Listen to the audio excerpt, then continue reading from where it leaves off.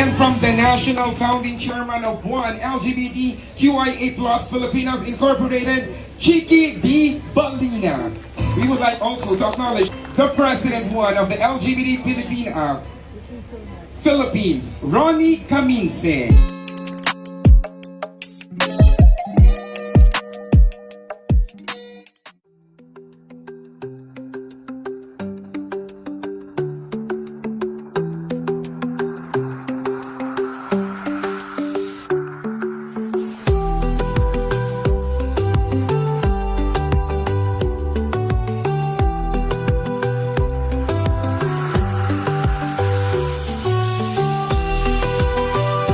As he went down from Jerusalem to Jericho. They stripped and beat him and went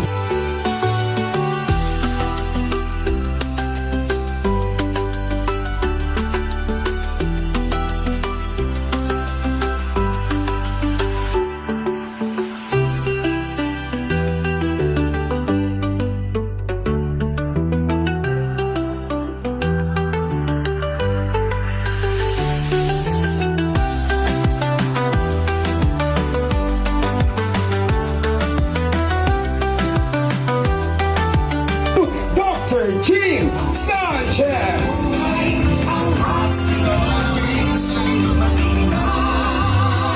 Yes, and we have here also Dr. Philip Lusaman, our President of At na very important sa akin, kung wala ang suporta ang family ko, hindi po mangyayari ito kasi hindi ako paalisin ng bahay.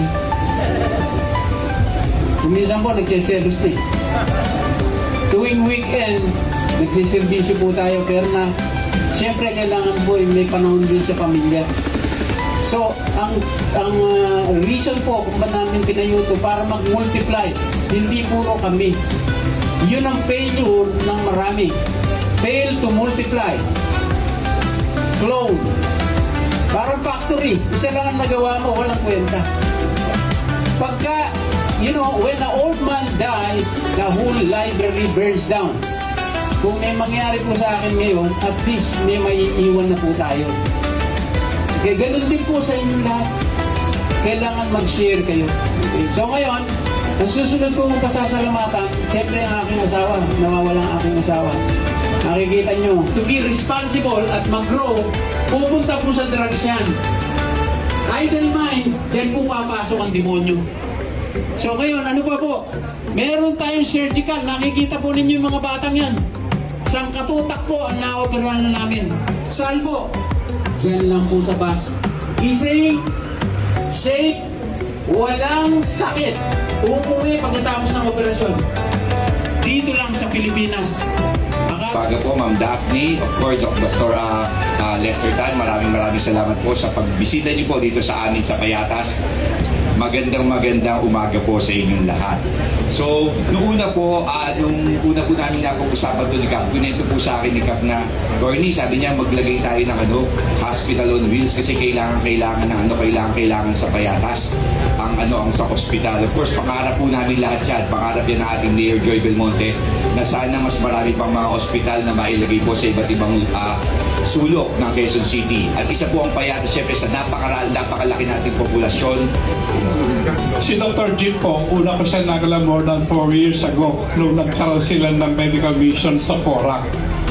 Porac, Sinuerte, isang barangay, sa aming barangay sa Baluban, na binigyan ng serbisyong para sa mga mahihirap. Ang kalahati na 2 araw ay pinagbigay doon sa ating mga kababayang katutubo na itas sa bundok. sa Barangay Payatas. Isang patunay na ang Payatas, ang kalusugan ay hindi na kailangan po ng malayo at mahal dahil andito na po mismo sa ating barangay. Ang tinutukoy ko po, ang ama ng Barangay Payatas. Mga kaibigan, mga kabarangay, palapakan po natin ang ating responsabling punong barangay, Kapitan Rascal Ross Doctor! Good morning! Ayan, masaya po ako dahil kasama ko kayo, pangalawa, kasama ko lahat ang mga pinsan ko.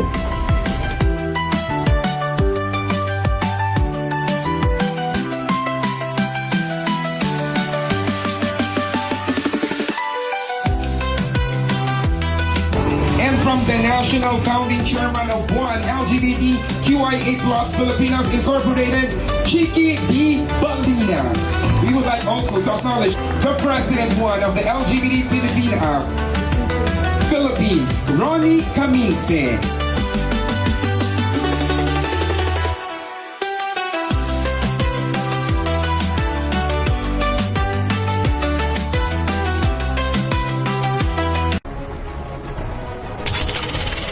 Saan naabot ang 10 piso mo? Sa iba, barya lang ang 10 piso. Pero sa One LGBT Filipinas Incorporated, isang legal, rehistrado, non-stock at non-profit foundation, ang 10 piso mo ay maaaring maging bahagi ng isang mas malaking misyon ng pagtulong sa kapwa Pilipino.